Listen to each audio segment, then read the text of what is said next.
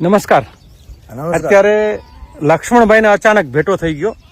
આ લક્ષ્મણભાઈ એટલે 22 વર્ષ પહેલા અમદાવાદમાં અચાનક ચાંદખેડા વિસ્તારમાં ગયા અને આજે વાત કરતા કરતા ખબર પડી, કારણ કે આજે મેરા ગામમાં અમારા ફાર્મમાં એમના ઘેટાને એવું લઈને રવ એમનું મૂળ વતન છે.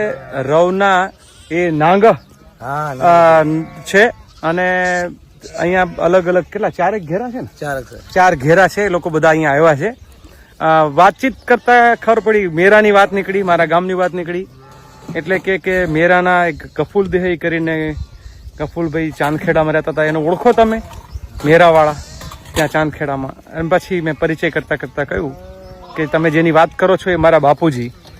એમણે સરસ રીતે બધી વાત કરી કે જૂના વખતમાં કઈ રીતે શું ત્યાં, અને પછી એટલે 22 વર્ષ પહેલા એ ચાંદખેડામાં મારા બા બાપુજી પાસે નાના ભાઈ અને એના ઘરના એ લોકો સાથે બેસીને ચા પીધી હતી. એમણે ઊંટોના ત્યાં કોઈ વ્યવહાર કરેલો સૂજપુરાવાળા સાથે, એની આખી વાત એમણે કરી. ભગવાન અમારા જે ભાણેજ જમાઈ થાય એમની સાથેનું.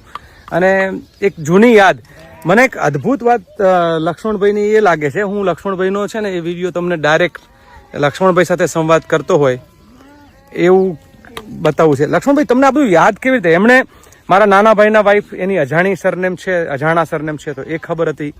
મારી બાજુમાં ઈશ્વર કાકા રહેતા, એમને હાઇટ બોડીના આધારે આખો પરિચય આપ્યો. અને પછી મને કહ્યું કે એમના ઘરના છે એ લોઢી છે, એટલે એ પણ યાદ. એટલે એક માલધારી કે જે સતત વગડામાં ફરે છે, અને એ વગડામાં ફરતા ફરતા એમને 22 વર્ષ પહેલાની આખી ઘટનાઓ યાદ હોય. તારું નામ શું છે? હુરો. હા, તરત જો અમે વાત કરતા ત્યાં અચાનક એક સુરો કરીને તમે જુઓ કે કેવી રીતે. તમારો બાબલો છે? હે, તારું આવે છે ને અંદર? હે, તારી વાટકી છે? હા, બરાબર. તો તમે જુઓ કે આખી માલધારીની જીવન પદ્ધતિ. એ હુરો અચાનક આવીને અમારી સાથે વાતે વળ્યો. પણ મને સૌથી વધારે આશ્ચર્ય કે લક્ષ્મણભાઈને 22 વર્ષ પહેલા મળેલા વ્યક્તિઓ, એની સરનેમ, એમના ઘર, એમની સાથે થયેલી વાતચીત, આ બધું જ યાદ છે. 22 વર્ષ પહેલા ની ઘટના. હે, કદાચ 50 વર્ષે પૂછો ને હા તો હું યાદગીરી આપી ગયું કે ફલાણી જગ્યાએ આપણે આ વાત કરી, ફલાણી જગ્યાએ આ માણસ હતા, આ માણસ હતા. 50 વર્ષે. તમારું નામ શું? આ બજાવ.